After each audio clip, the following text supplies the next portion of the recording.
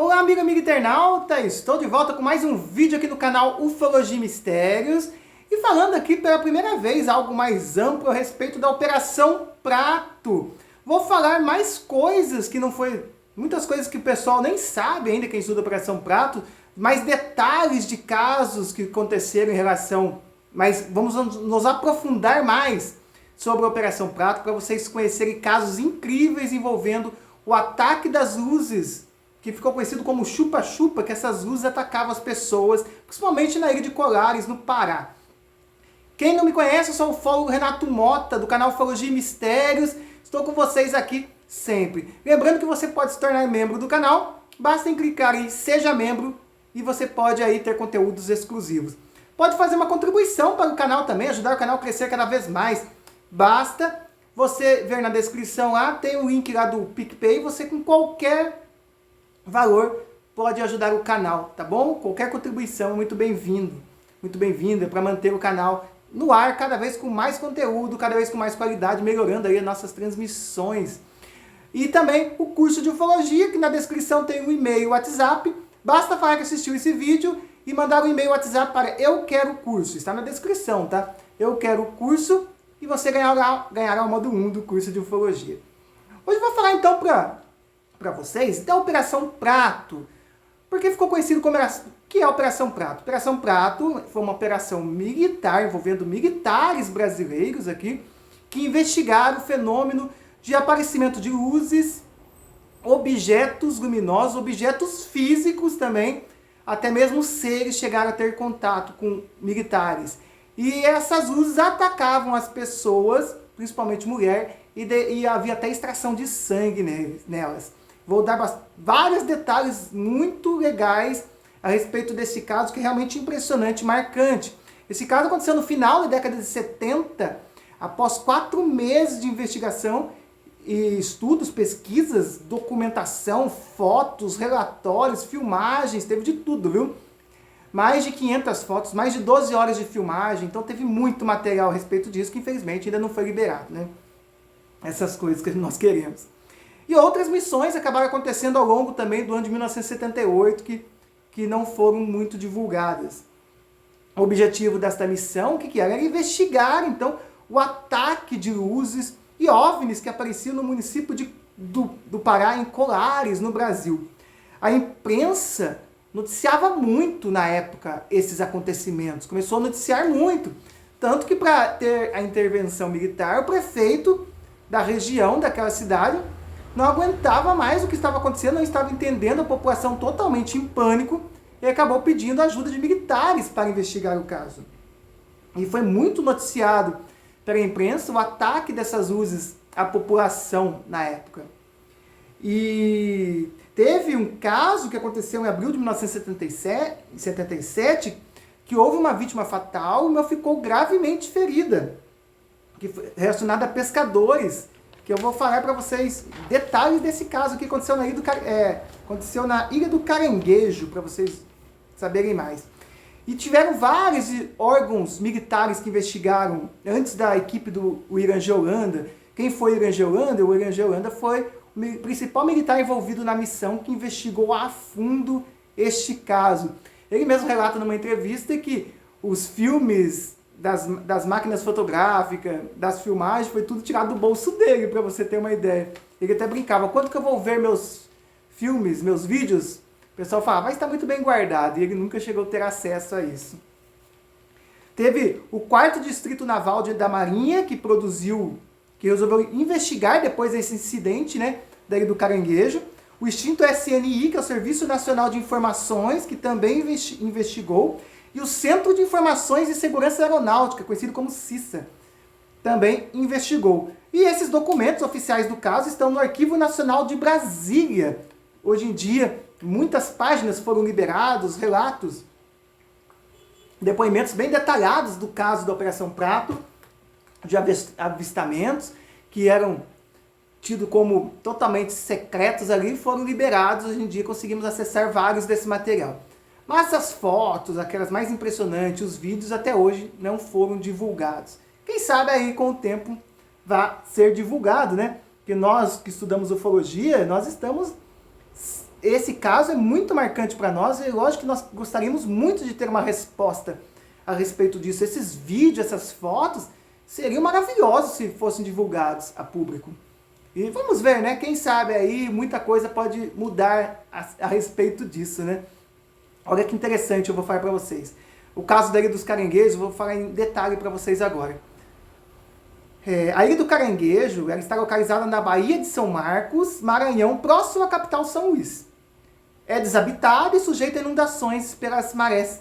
No dia 25 de abril de 1977, 4 homens se dirigiam à Ilha dos Caranguejos, opa, bati na câmera, não mexeu não, para a coleta de madeira. Após a coleta, por força das marés, eles precisariam esperar até a meia-noite para que a maré subisse e novamente o barco conseguisse navegar, para que pudessem voltar para casa, né? Por volta das 20 horas, eles foram dormir. Um deles, Apolinário, acordou às 5 da manhã e logo foi acudir a Aureliano e Firmino, ambos reclamando de dor.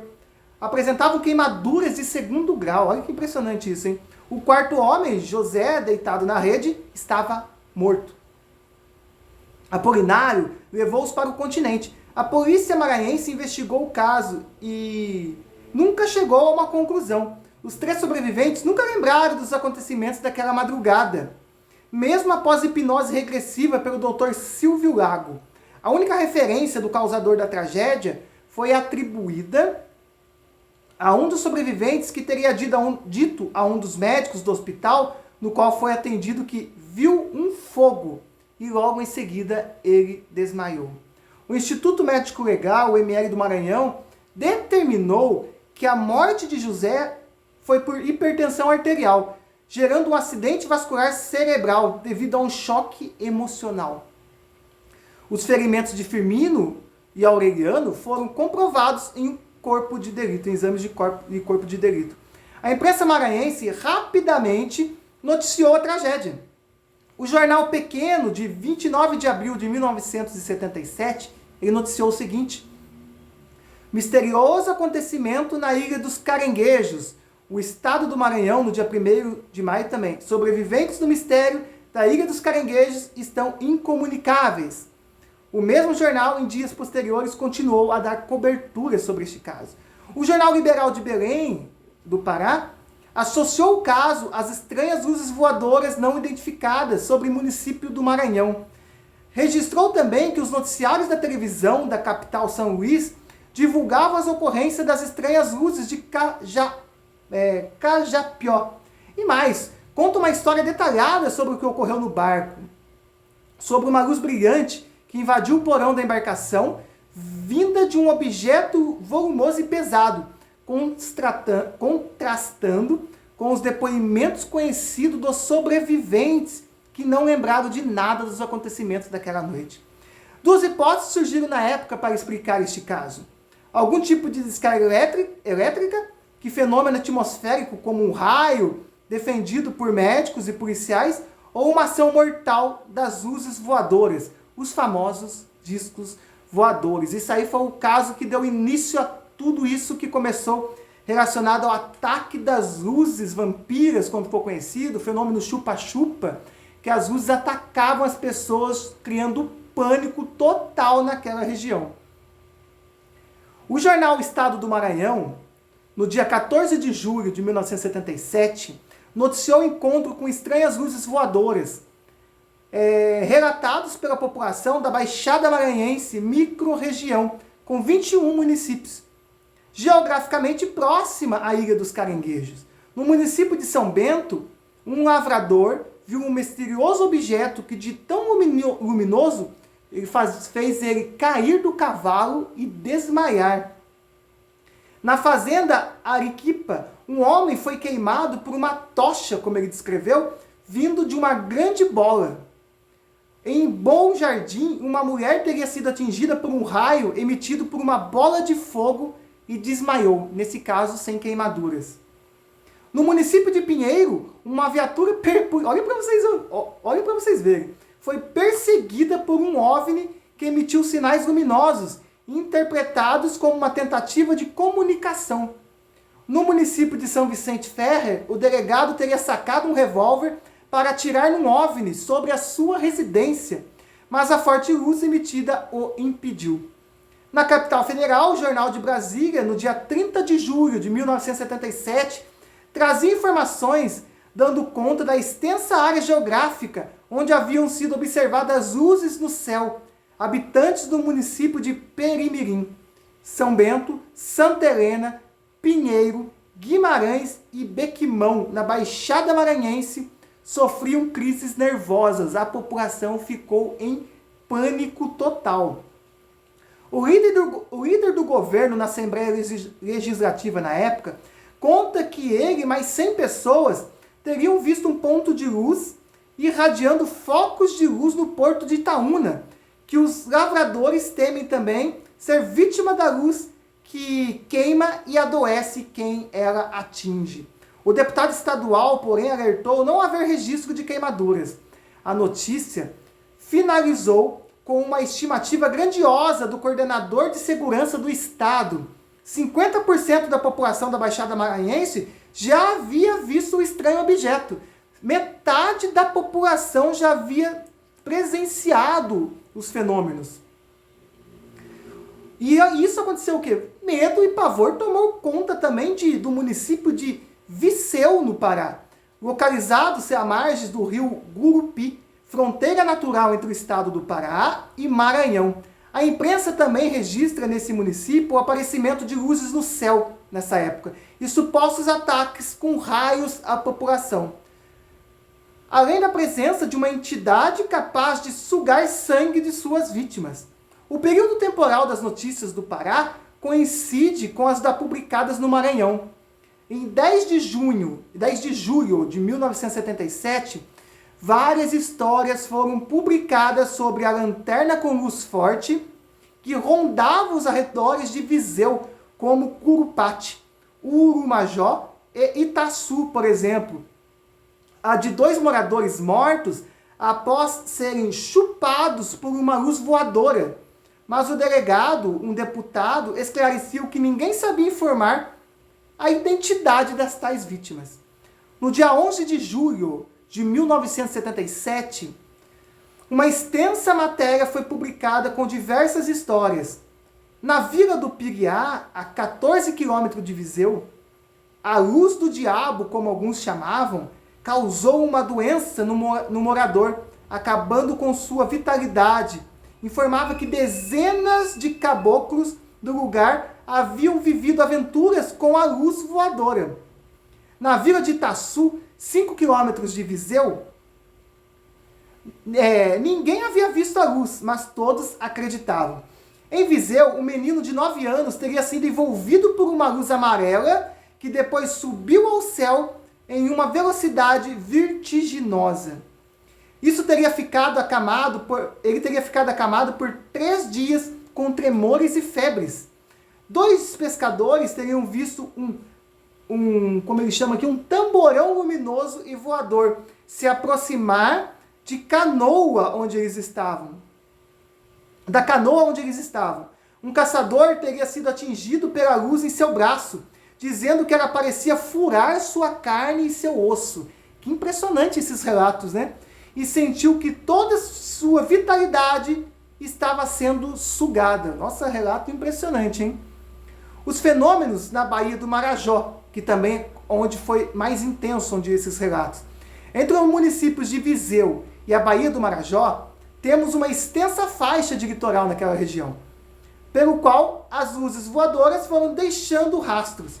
Antes de chegar à Bahia, há registros e observações e ataques de raios de luz em vários municípios, como Quatipuru e Maracanã, situados no Pará. Em 18 de outubro de 1977, a população do município de Vigia, 99 quilômetros de Belém, fica essa cidade, presenciou, às 18 horas e 45 minutos, o ostensivo surgimento de objetos cruzando o céu, causadores aparentemente de um apagão de energia elétrica que ocorreu logo em seguida. O prefeito relata ter ouvido rumores nas ruas, dando conta de que um objeto estranho cruzava os céus em espantosa velocidade e lançando uma luz amarela. Como já tivesse ouvido falar na aparição desses objetos, correu até a janela de sua casa, divisando então a olho nu, quando subia na ilha do Taparaó, que fica localizada por trás da cidade. Ele viu sem ruídos e sem deixar rastros esta luz, que tomava rumo ao povoado de Santo Antônio de Ubirituba. A reportagem do dia 20 de outubro de 1977, do jornal A Província do Pará, sobre objetos sobrevoando vigia, sobre o desespero reinante no povoado de Santo Antônio de Ubirituba, acrescida de manifestações do prefeito claramente a favor da ajuda militar. Aí foi quando ele percebeu que realmente precisava ter ajuda à intervenção militar, porque ninguém sabia o que estava acontecendo ali e a população totalmente apavorada. Aqui. A reportagem coloca em cena então os militares, o primeiro Comando Aéreo Regional, o Comar, órgão da Força Aérea Brasileira, situado em Belém. Aí são alguns relatos para vocês verem como essas luzes realmente mexiam com as pessoas, né? Esse ataque das luzes começaram a deixar as pessoas totalmente em pânico a respeito disso. E foi quando começaram as missões, né? As missões militares começaram. Vou falar um pouco para vocês aqui. Como começou então a primeira missão militar, do dia 20 de outubro a 11 de novembro de 1977. Uma equipe de 3 agentes da seção de informações do primeiro Comar, conhecido como segunda seção ou A2, saiu de Belém em direção ao município de Santo Antônio do Tauá, distante aí cerca de 60 quilômetros da capital. Essa equipe era formada pelo sargento João Flávio de Freitas Costa, coordenador da equipe, que usava o codinome Ernesto. O sargento Moacir Neves Almeida, usando o codinome Luciano. E o sargento Álvaro Pinto dos Santos, usando o codinome Walter. Walter, isso. Estavam subordinados à chefia da segunda seção o coronel Camilo Ferraz de Barros, que por sua vez era subordinado ao comandante do primeiro Comar, o brigadeiro Potássio Lopes de Oliveira, que foi quem decidiu pelas investigações e envolvimento do setor de inteligência após solicitação de prefeitos a respeito da ajuda. Estavam em automóveis descaracterizados, sem uniformes e não estavam armados. Carregavam alguns equipamentos, rádio portáteis, uma máquina fotográfica, modelo Minolta SRT-101, com teleobjetiva, zoom de 100 a 200 mm, binóculo de 5 vezes, teodolito meteorológico e gravador.